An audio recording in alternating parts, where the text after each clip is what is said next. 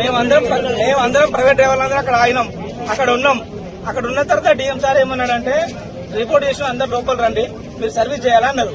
సరే సార్ అని చెప్పేసి వచ్చేసిన తర్వాత ఏమనంటే సిఐ మేడం గారు డిఎం గారు ఏమన్నారంటే ఒక్కొక్క ట్రిప్ అయితే మీరు ఆపరేట్ చేయండి బాబు, మీరు రిపోర్ట్ చేసిన రిపోర్ట్ చేయకుంటే మేము ఏమన్నా రిపోర్ట్ చేయాలంటే బండి నడిపించాలన్నారు.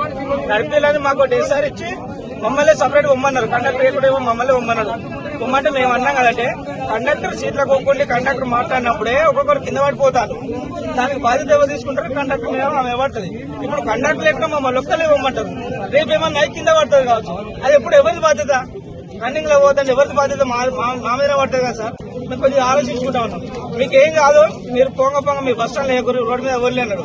రోడ్డు మీద ఎవరు అంటే ఎవరన్నా మధ్యలో కాల్చి వెళ్ళి చెప్తారు. ఏమన్నా ప్యాసింజర్స్ ఇబ్బంది అవుతుంది. మరి అప్పుడు ఎవరు బాధ్యత సార్? ఎవరైనా బండతో కొట్టాడుకోకో ఎందుకు తిరుగుతారని అప్పుడు ఆ పెనాల్టీ మా మీద వేస్తారు మా ఓనర్ గా. మేము ఓనర్ కూడా ఒక మాట చెప్తాము.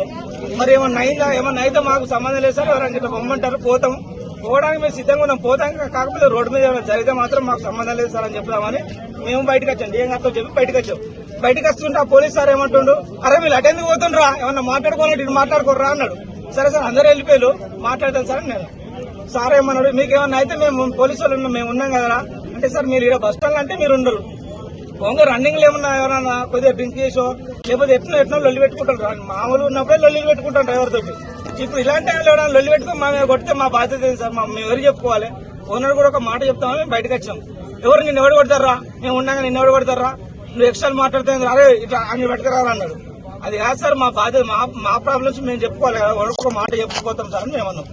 నాకు ఇటు ఎక్స్ట్రా మాట్లాడితే ఇది తీసుకురా, ఈయన పట్టుకురా లోపల ఏంట్రా అని, అరే వాడుకోవరే నువ్వేం మాట్లాడుతున్నావు, ఇట్రా అరే అవులే ఇట్రా అని పిలిచి నన్ను ఈడ ఉన్న నచ్చి గుద్దింది సార్. నన్ను ఏసీపీ సార్ ఈడ గుద్ది నన్ను. ఈడ గుద్దినాక మా వాళ్ళందరూ వచ్చి సరే ఈ ఉండదు మాట్లాడుతూ పెట్టుకోవద్దామని చెప్పి బయట తీసుకొని నన్ను.